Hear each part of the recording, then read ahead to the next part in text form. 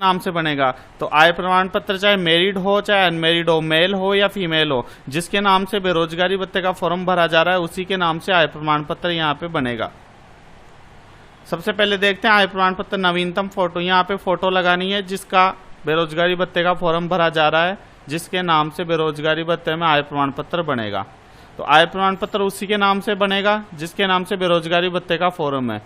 सर्वप्रथम प्रार्थी का नाम लिखना है, मतलब आवेदक जो बेरोजगारी भत्ता लेना चाह रहा है उसका नाम लिखोगे आप अकॉर्डिंग टू सेकेंडरी मार्कशीट, 10वीं की मार्कशीट के अकॉर्डिंग। पिता का नाम, अब लड़कों में तो कोई प्रॉब्लम नहीं होती कि मैरिड हो या अनमैरिड, पिता का नाम लिख देते हैं, लेकिन लड़कियों के कन्फ्यूजन रहता है कि पिता का नाम लिखे या पति का। तो यहाँ पे आपको पिता का नाम ही लिखना है, चाहे फीमेल हो, अनमैरिड हो या मैरिड हो। निवास का पूर्ण पता, यदि फीमेल मैरिड है और फिर मैरिड से फॉर्म भर रही है, पूरे डॉक्यूमेंट्स मैरिड के लगा रही है, तो यहाँ पे ससुराल पक्ष का एड्रेस ही लिखना है। और यदि आप मैरिड हो के अनमैरिड पक्ष से फॉर्म लगाते हो तो आपको यहाँ पे पियर पक्ष का एड्रेस लिखना है, मतलब जहाँ आपका जनाधार कार्ड बना हुआ है वहीं का यहाँ पे एड्रेस लिखना होगा। गांव शहर का नाम लिखेंगे, तहसील लिखेंगे, जिला लिखेंगे। जन्म दिनांक 10th की मार्कशीट के अकॉर्डिंग जन्म स्थान से आज से है कि जो आपका गांव है। यदि शादी हो के आप दूसरी जगह चल गए तो इसका मतलब आपका जन्म स्थान पियर ही माना जाएगा। उम्र जो आपकी अकॉर्डिंग डेट ऑफ बर्थ है। पुरुष या महिला, इस पे पुरुष और महिला पे टिक लगाने के साथ साथ यहाँ पे लिखना भी है। कुछ लोग टिक नहीं लगाते हैं, लिख देते हैं, तो ऐसा नहीं हो, यहाँ पे टिक भी लगाना है और लिखना भी है। वैवाहिक स्थिति, यहाँ पे भी टिक भी लगाना है और लिखना भी है, आप विवाहित है या अविवाहित है। धर्म हिंदू हो जाएगा। जाति, उपजाति में कंफ्यूज रहता है, जाति आपकी जो होती है वो यहाँ पे लिखोगे। उपजाति में आप कैटेगरी मेंशन कर सकते हो, जनरल, ओबीसी, एसटी, एससी। क्या आप राजस्थान के मूल निवासी है, हाँ पे टिक करने के बाद यहाँ पे हाँ भी लिखे। क्या आप आयकर दाता हैं, यहाँ पे आयकर दाता नहीं पे टिक करना है और यहाँ पे नहीं लिखना है। मोबाइल नंबर लिखना है, इनमें कुछ ही नहीं छेड़ना है। यदि आप पैन नंबर लिख दोगे तो यहाँ पे रिटर्न लगानी पड़ेगी, इसलिए पैन नंबर यहाँ पे मेंशन नहीं करना है। सदस्य का नाम, अब यहाँ पे पहला नाम किसका दें, तो पहला नाम आप प्रार्थी का नाम दे सकते हो। प्रार्थी का नाम यहाँ पे दोबारा आ जाएगा, उसकी उम्र आ जाएगी, प्रार्थी संबंध स्वयं आएगा। व्यवसाय की प्रकृति, शिक्षित बेरोजगार, यहाँ पे छात्र, अध्ययनरत और कोई बेरोजगार ऐसा लिखेंगे तो फार्म वापस आ जाएगा या रिजेक्ट हो जाएगा। रिजेक्ट होने के बाद दोबारा भी नहीं भरेगा। तो यहाँ पे आपको लिखना है शिक्षित बेरोजगार। वार्षिक आय में नील रखना है। सेकंड में आपको लिखना है पिताजी का नाम, यदि पिताजी नहीं है तो माताजी का नाम। पिताजी का नाम, वहाँ पे इनकी उम्र, प्रातिनिधिक संबंध पिता, व्यवसाय की प्रकृति। बहुत से लोग मजदूरी लिख रहे हैं, ध्यान रखें मजदूरी लिखने वालों के फॉर्म वापस आ जाएंगे। यहाँ पर आपको मजदूरी की कैटेगरी लिखनी है, मजदूरी में बहुत से वर्क आते हैं। तो आपके पिताजी यदि कृषक है, बेलदार है, जो भी कार्य करते हैं वो कार्य का नाम ही लिखे, मजदूरी नहीं लिखे। उनकी वार्षिक आय 2 लाख से कम होनी चाहिए तो ही आप ये फॉर्म भर पाएंगे। तो आप यहाँ इनकम 1.5 लाख 180 तक आराम से कर सकते हो, कोई दिक्कत नहीं है। 2 से ऊपर करोगे तो फॉर्म रिजेक्ट होगा। यहाँ पे माताजी का नाम, उम्र, प्रातिनिधिक संबंध माता, व्यवसाय की प्रकृति, गृहिणी, यदि कोई वर्क करते हैं तो वो लिखेंगे और उनकी इनकम है तो लिखोगे, नहीं है तो नील लिखोगे। फिर नीचे जनाधार कार्ड उठाना है, आपको खुद से कुछ नहीं करना, जनाधार कार्ड उठाना है और जनाधार कार्ड में जो भी नाम दिए हैं वो सारे नाम ऐसे के ऐसे बढ़ने हैं। यदि आपके 6 से ज़्यादा नाम है तो कोई बात नहीं, 6 लोगों के ऐसे के नाम बढ़ना है जो बड़े हैं उम्र में। ये नाम भर के उनके प्रातिनिधिक संबंध, व्यवसाय की प्रकृति, यदि पढ़ते हैं तो अध्ययनरत और वो भी बेरोजगार है तो शिक्षित बेरोजगार। इनकम यहाँ नील लिखोगे, यानी 6 कॉलम दिए हुए हैं, 6 मेंबर तक आप इसमें भर सकते हो। और यदि आपके मेंबर 4 ही है तो 4 तक भर के आप 7वें नंबर पे आओगे, यहाँ पे लिखोगे नील। नील लिखने के बाद में परिवार की कुल वार्षिक आय, जो आपने पिता की वार्षिक आय लिखी है वो यहाँ पे दोबारा मेंशन करोगे। दिनांक वही लिखनी है जिस दिन आप नोटरी कराओगे। नोटरी कैसे करानी है वो भी मैं अभी बताता हूँ। स्थान, जिस स्थान से नोटरी करा रहे हो। एक बात और कि नोटरी उसी स्थान से करानी है जिस जगह के हो आप। उदाहरण के लिए यदि आप कोटा क्षेत्र से बिलोंग करते हो तो आपको कोटा की तहसील से ही नोटरी कराना है, जयपुर की तहसील से नोटरी नहीं चलेगी। यहाँ पे प्रार्थी के हस्ताक्षर करने हैं जिसका बेरोजगारी भत्ते का फॉर्म होगा। अब आती है फोटो। फोटो लगाने के बाद में नोटरी से नहीं करवाना अटेस्टेड, फोटो को गवर्नमेंट टीचर या कोई लेक्चरर या डॉक्टर से ही अटेस्टेड करवाना है।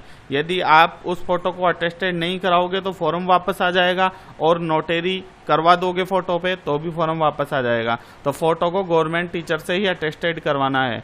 अब आइए बात करते हैं अपन इस पे नोटरी कैसे होगी, क्योंकि सबसे ज़्यादा नोटरी में फॉर्म वापस भेजा जाता है। तो आइए उदाहरण के लिए आपको एक आय प्रमाण पत्र बना हुआ दिखाते हैं जिसमें नोटरी कैसे हो रखी है वो दिखाते हैं। ये देख लीजिए, फोटो पे आधी फोटो पे रहेगी टीचर की मोहर, और ये इस तरीके से। तो नोटरी देख लीजिए, नोटरी में देखो एक तो मोहर लगेगी इस तरीके से जिसमें सीरियल नंबर आएगा और डेट आएगी। ये सीरियल नंबर एक डिस्पैच नंबर होता है जो रजिस्टर में एंट्री करेगा, जो आपको मोहर लगा के देगा।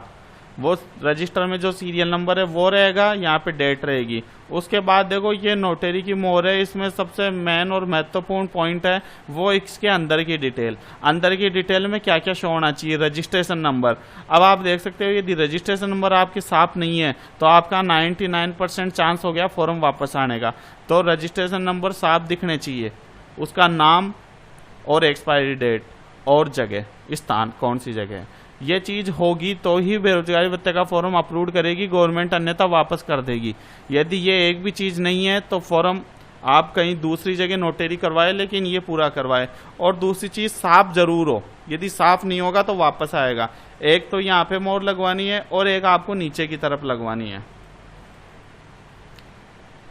देख लीजिए इस तरीके से मोहर लगेगी और इस तरीके से ये फॉर्म भरा जाएगा, जिनमें नाम हो गया, उम्र हो गया, शिक्षित, बेरोजगार, इनकम हो गई। तो मैंने आपको बता दिया एड्रेस जन आधार के अकॉर्डिंग बनना है।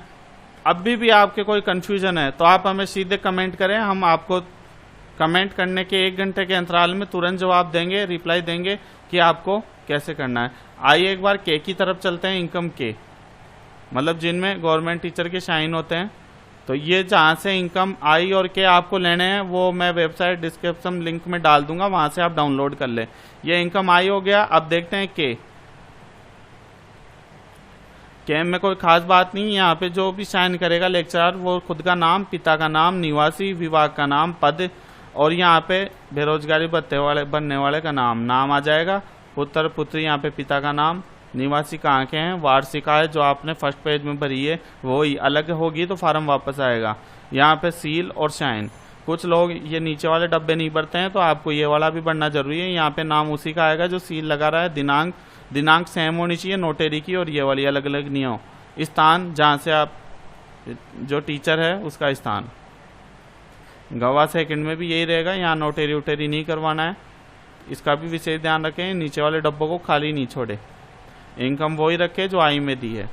इसके बाद में अब चलते हैं अपन एनआरएक्स आई, जिसको सेल्फ डिक्लेरेशन के नाम से जानते हैं। यदि इसमें भी आप कुछ कमी छोड़ोगे तो फॉर्म वापस आ जाएगा। यहाँ पे नाम लिखना है अकॉर्डिंग टू 10th की मार्कशीट, सेकेंडरी मार्कशीट के अकॉर्डिंग।